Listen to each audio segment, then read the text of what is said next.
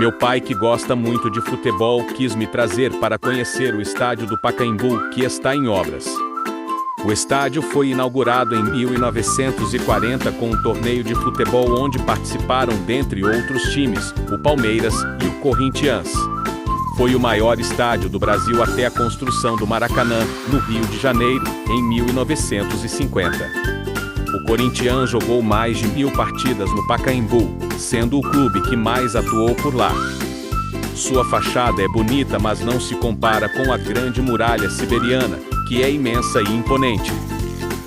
Fico por aqui patrulhando essas terras de futebol. Lambeijos, meus fãs queridos.